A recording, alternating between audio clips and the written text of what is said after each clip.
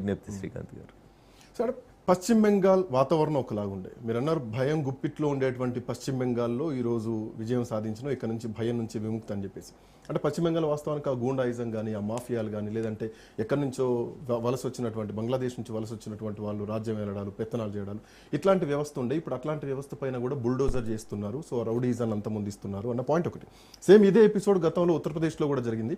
After Yogi Adityanath అదే విధంగా వ్యవహరించారు. అక్కడ రౌడీజం కానీ, మాఫియా కానీ, గూండాయిజం లేకుండా చేశారు. బట్ అక్కడి వాతావరణం వేరు, తెలంగాణ వాతావరణం whether it is Uttar Pradesh, whether it is west Bengal, or whether it is Tripura, issue ఏంది?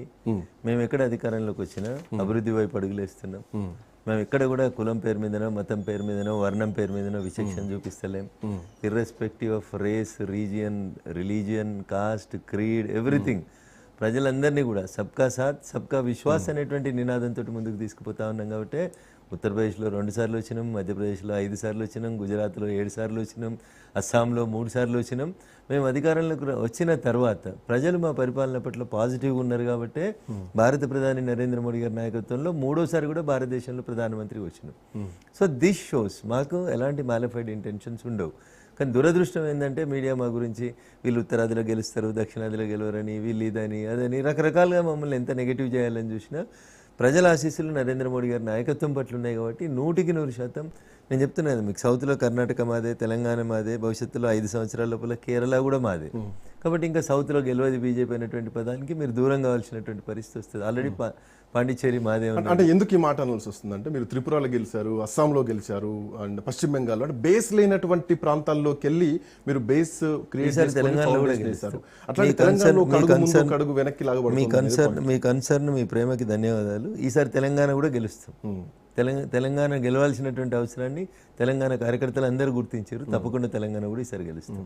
ఏంటి తెలంగాణలో మీకు ఉన్నటువంటి వ్యూహం ఏంటి అన్న? నేను ముందే చెప్పిన నీకు, వ్యూహాలు ప్రతి వ్యూహాలు అనేవి టీవీ ఛానళ్ళలో చర్చించేటి కాదన్నా. ఖచ్చితంగా మా కార్యకర్తలతో చర్చిస్తున్నాం.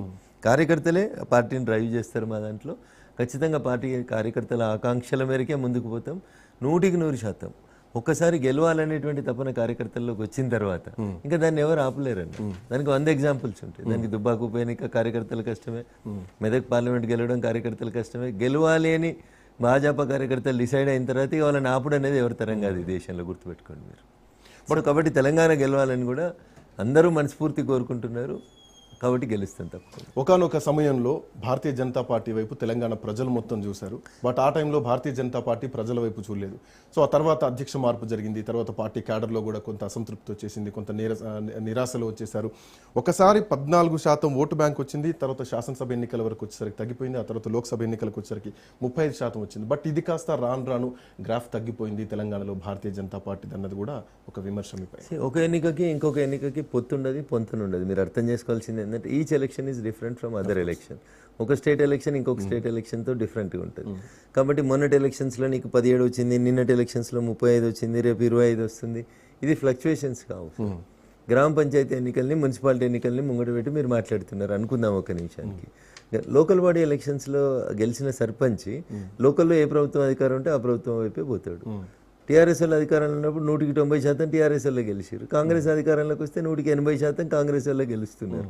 అంటే సర్పంచ్కి ఆ రోడ్డు కట్టడానికో, మోరు కట్టడానికో స్థానికంగా ఉండే అవసరాలు ఉంటాయి. కాబట్టి జనరల్గా సర్పంచులు, ఎంపీటీసీలు, జడ్పీటీసీలు, మున్సిపల్ కౌన్సిలర్లు మెజారిటీ స్థానాలు అధికారంలో ఉన్న పార్టీ గెలవడానికి అవకాశం ఉంటుంది.